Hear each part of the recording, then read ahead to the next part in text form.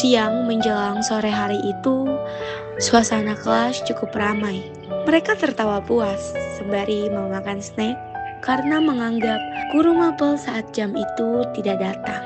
Tiba-tiba, guru itu mendatangi kelas dengan kondisi yang cukup emosional.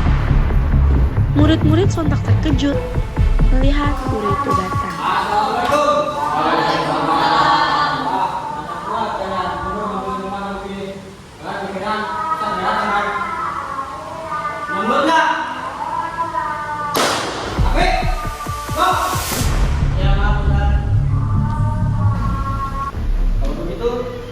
Gua kasih kalian tugas. Kita drama restim. Besok ada jam saya kan? Ada Pak. Besok ambilkan, gak ada alasan.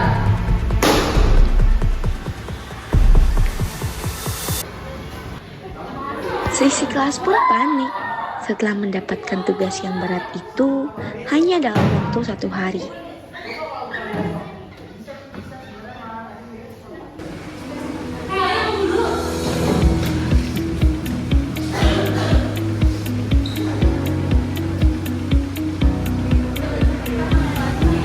Ketua kelas mulai membagikan tugas untuk para murid yang ada di kelas.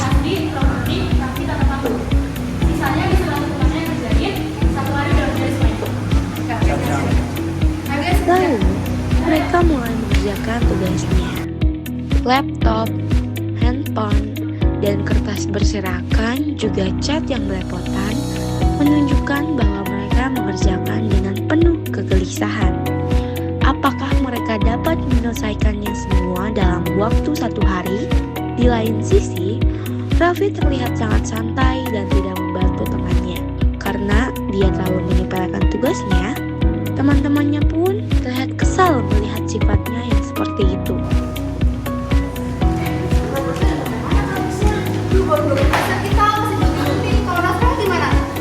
Lagi ibu juga masih progres, gue baru kita kesana juga masih nunggu yang naskah nih. Kita baca yang properti dulu. Tugas nih. Aduh, elah, kamu hari dari tugas. Gua sama marah, dari juga. Lu tapi bantuin dong. Dari tadi dilihatin malah main game terus. Tahu nih, jangan menang-menang tugas pas Alina dan senaknya. Elah santai. Dolar kalian kerjain aja. Aku juga bantuin kok. Ya, sudah. Awas ya sampai nggak bantuin.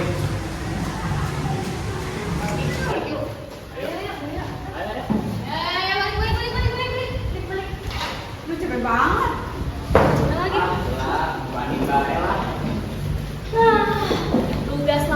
Tugas lagi.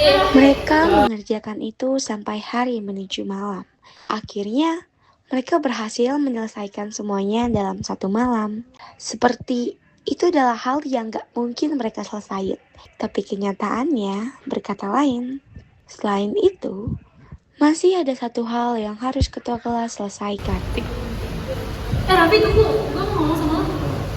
Untuk kata kamu gimana, udah aman? Udah aman. Nanti di belakang gua kasih info. Oke, aman berarti. Oh iya, aku bagian pemeran kan? Raffi mengacukan itu dan langsung pulang menuju rumahnya tanpa membaca naskah yang dikirim oleh Puspa. Keesokan hari pun tiba.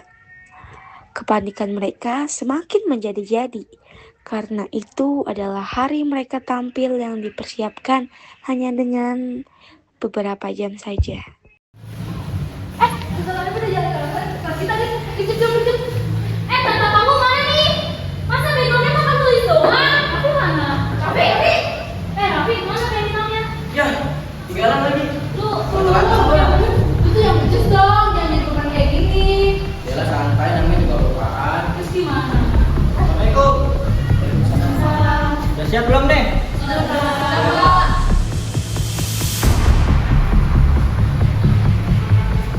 Di negara yang disebut paksa kepemilikannya, terdapat sepasang ayah dan anak perempuannya sedang berjalan di kota yang sudah menjadi lautan puing-puing bangunan, mencari makan yang untuk dimakan pada hari ini. Ayah, hari ini kita mau apa? Sabar ya nak, kalau nggak kemana-mana. Setelah mencari, mereka menemukan makanan di tumpukan sampah. Sang ayah berlari karena menjelang. Wah, nak, alhamdulillah kita menemukan makanan. Makannya.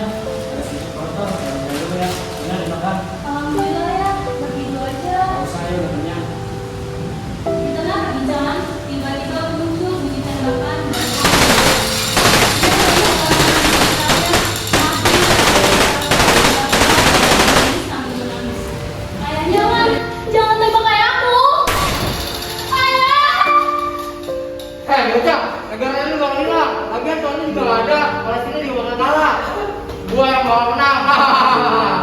Jangan sombong, wahai kamu Zionis, bahwa Allah mau menolong. Saat drama berlangsung, posisi Raffi yang seharusnya muncul menolong Sarah, tapi tidak muncul-muncul. Pemeran lain pun bertingkah kebingungan karena tidak sesuai naskah. Ustadz Hanif yang melihat kejadian itu pun kesal karena tidak berjalan dengan lancar. Ya, mana sih Ustaz? Udah ajar gini dramanya. Kalian sekelas, ulang aja. Bapak kurangi. Lalu, Ustadz Hanif pun keluar kelas. Adril kesal melihat Raffi yang menyepelekan tugasnya dan meluapkan amarah yang selama ini dipendam olehnya. Buka apaan tuh? Siapa nih? Santai aja sih. Ini manusia bisa berubah. Lo tuh nyepelin banget gara-gara lo nilai kita semua dikurangin. Tahu tuh, lo kan beban di kelas kita. Tenang guys, kita boleh marah, tapi kita harus bisa ngomongin emosi kita. Jauhin anak majmumah dan terapi anak muda. Ingat kata Ustazah Aisyah, orang yang kuat itu bukanlah orang yang pandai gulat, tetapi orang yang kuat itu adalah orang yang jago menahan dirinya ketika amarah.